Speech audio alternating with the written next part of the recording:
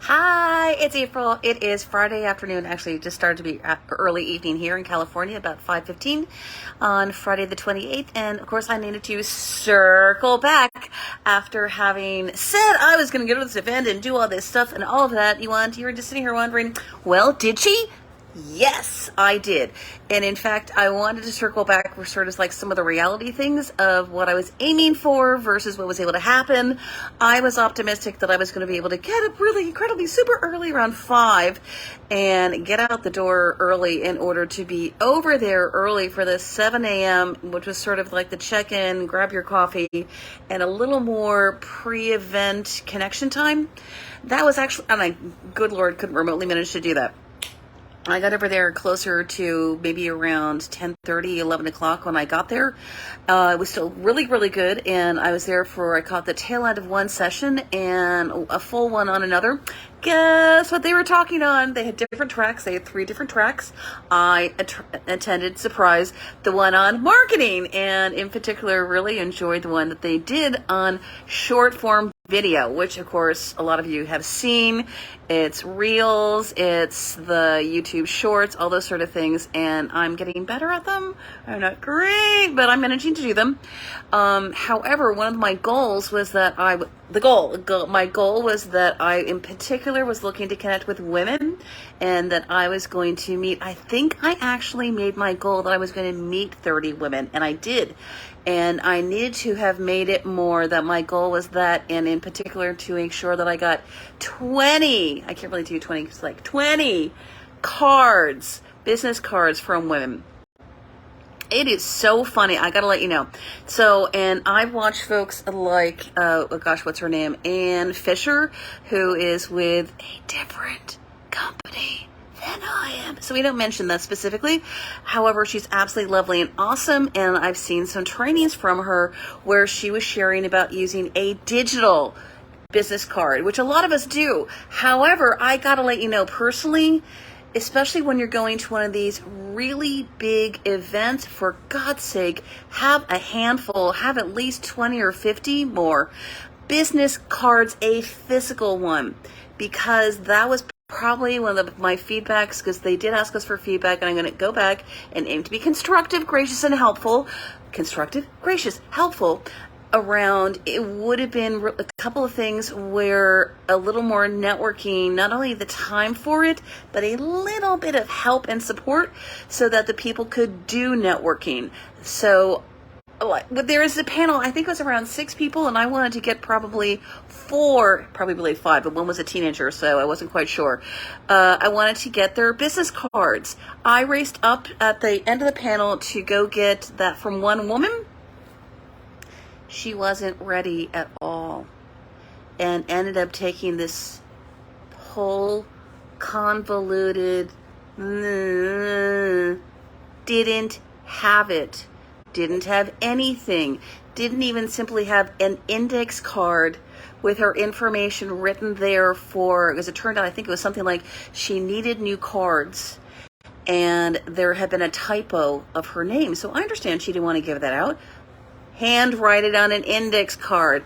We could have taken a picture. Actually, I couldn't have because I didn't have my phone next to me. I raced up to her. I left my things, I think, back at the table or something like that, because I was aiming to get their business cards and to connect later. Didn't carry everything with me when I raced up to her.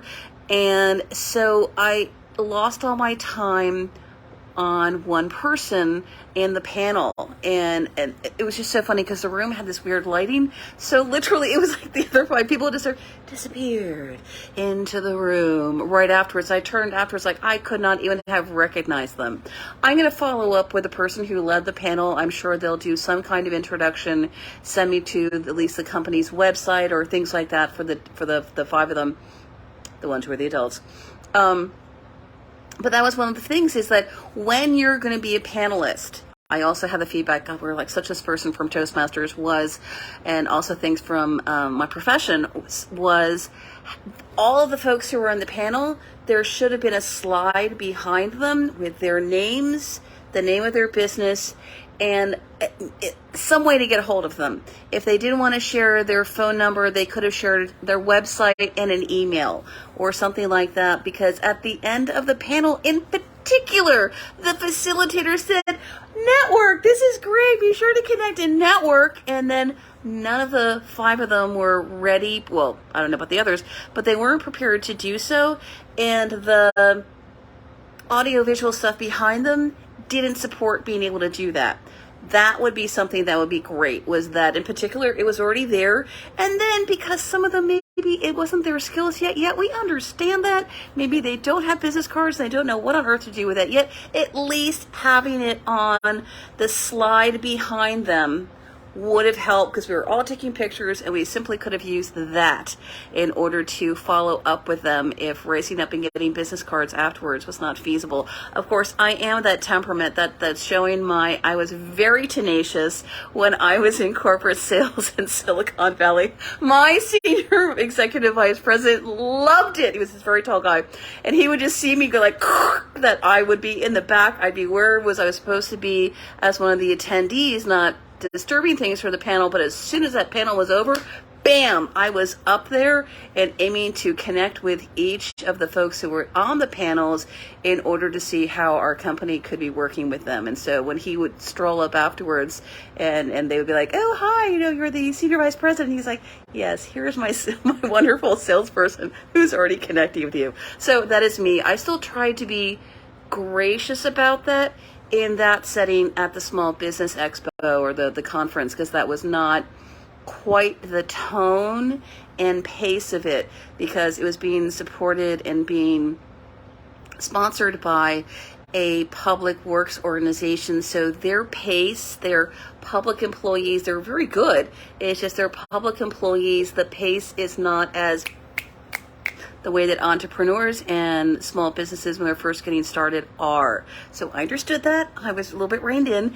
It's just, that was kind of my circling back. The one other thing to let you know, I gutted it out because I stayed till the very end and had final conversations with those last few people, sat down, finished my water and coffee, and finally got to eat my dessert at the very end.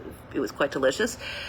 But I did all the connecting first and then rested for a little bit. And when I left, it had been about a 45-minute drive over. It took me, I think, around 2.5 hours to get home because of the afternoon traffic.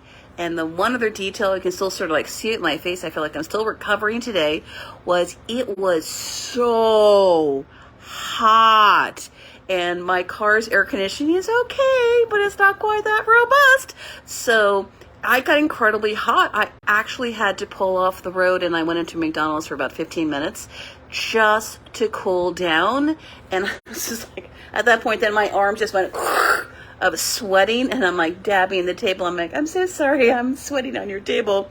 And they were so kind that they refilled my thing with ice before I got back on the road.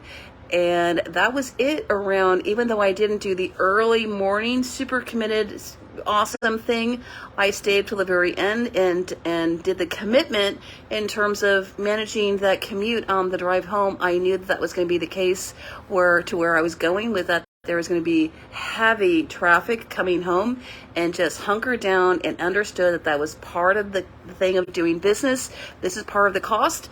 This is part of the commitment we were to do. If you're in small business, you're an entrepreneur, you've got a side hustle you're aiming to develop into a good side hustle, not just a little thing, was that there's a little thing and then there's the like, I'm getting a nice income from this kind of thing. It takes work. And I heard someone say this, I've heard this a couple of times, but I'm going to share it with you and I'll probably be reiterating it in a couple of days. So if you hear me say it a couple of times repeatedly, it's because I need to hear it too, was to treat our business as a job. And it's the funniest thing because sometimes it's either at night or sometimes first thing in the morning, and when I'm brushing my teeth and I'm aiming to go get my coffee, I'm not fully yet having like things being back from hospital, all these things 2 years ago, of where those personal grooming habits aren't 100% quite there. So I don't always think to be washing my face right away. It's I can do that later. I want to have my coffee first. I want to relax first. And I say to myself, this is my job. My job is to wash my face. My job is to wash my face in the morning and to wash it at night that way before I go to bed. Same thing, I brush my teeth. I would never not be brushing my teeth, but I'm still a little bit in that, around washing my face. Just a little habit.